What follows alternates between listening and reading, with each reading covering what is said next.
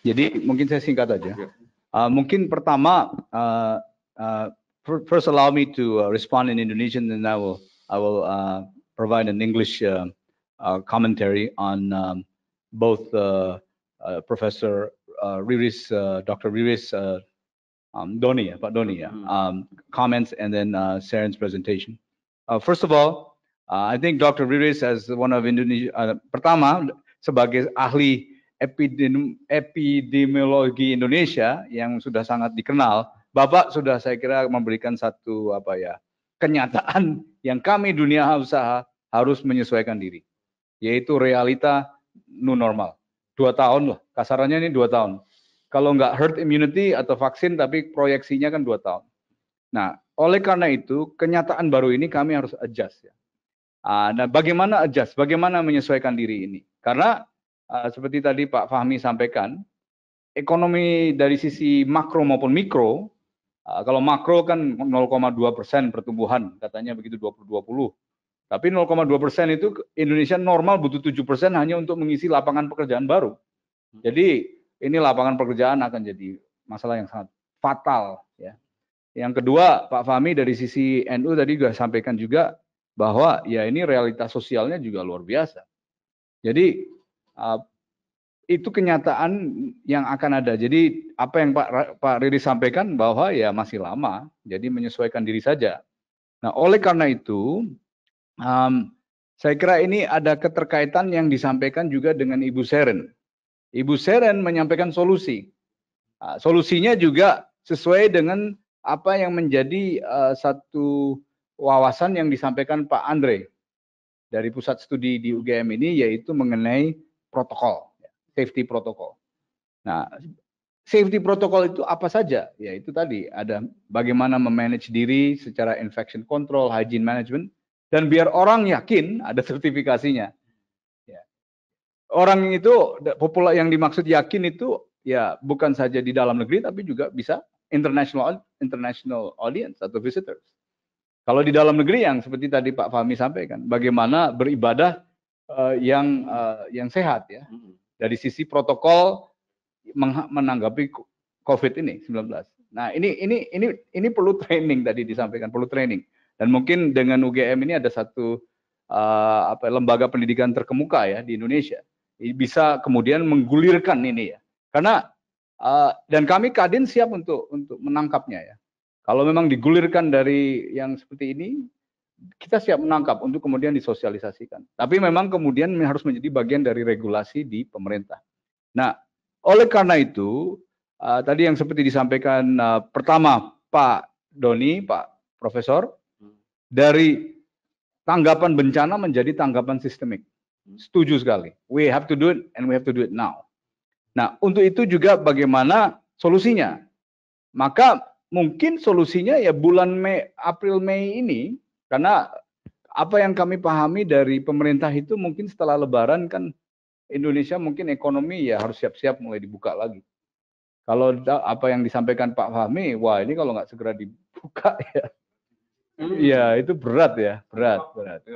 Nah, dunia usaha sudah menyampaikan, Apindo Pak Haryadi Sukamdhani sudah menyampaikan, setelah Juni kalau tidak segera ada new normal ini, ya bisa bahkan social collapse ya. Jadi tadi Pak Fahmi kan bilang social collapse ya itu. Jadi saya kira ini kita harus hindari, ada jalan keluarnya. Bahkan ada peluangnya tadi yang disampaikan Bu Seren, Indonesia bisa menjadi leader, paling tidak di ASEAN.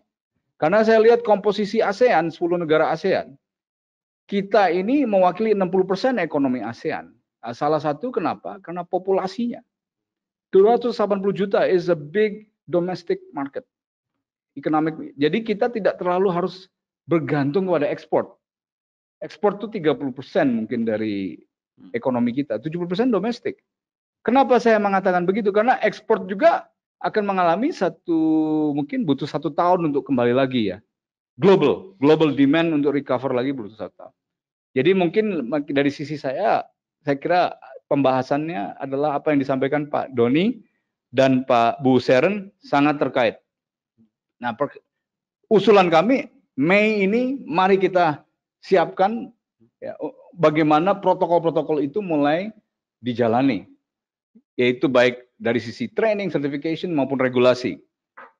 Dari sisi hygiene management, infection control untuk segenap sektor, segala sektor. Mari kita siapkan untuk segera bisa dijalani. Sehingga masuk Juni, Indonesia ready for action.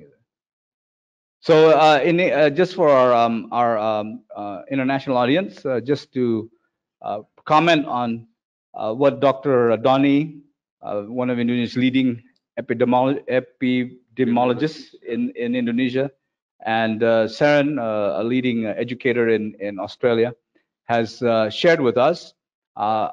Number one, I would like to say that first of all, what Dr. Doni has stressed is 100% right. We have to come from a disaster response into a systemic response, because the analysis is quite clear. COVID is here for a while, at least 2 years is the projections based on herd immunity and also the time needed to develop a proper vaccine. So for that reason, I think what Saren has mentioned, Ibu Saren has mentioned has shared is quite is a solution, and how to create the safety protocol through proper infection control and hygiene management training, certifications for all sectors. Why do I mention all sectors? Is related to what Mr. Fahmi has mentioned as the leader of NU, Nahdlatul Ulama, which is the largest population group in Indonesia, close to 90 million members, and representing one of Indonesia's main economic drivers is Nahdlatul Ulama, the members of Nahdlatul Ulama, is that probably it's going to be very hard to wait for too long to get back to work for society in general. And so there needs to be a way out to get back to work in a proper, safe way. And I think that's the new reality that Dr. Doni was talking about. So with that, what is the opportunity? Well, actually, there is a big opportunity, because Indonesia can, if we do it right, use or utilize this opportunity to bring the economy back as a global leader. Our economy is 70%, 60 to 70% is domestic, 30% is export.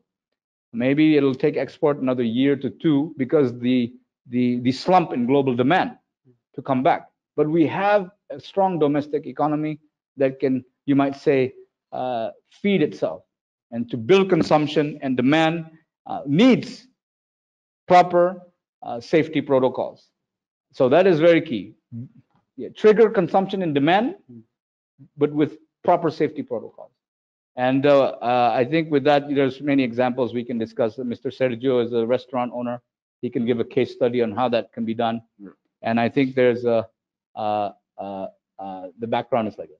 So thank you very much. And so that's probably my comments on the two brilliant presentations by Dr. Doni and Ibu Saren from Australia. And I would like to also announce there's Mr. Phil Turtle. Yeah, please. Also in the audience today, the president of Australia-Indonesia Business Council. I think he wants to make a comment. I don't know if it's in your. Okay. Thank you very much. Yes.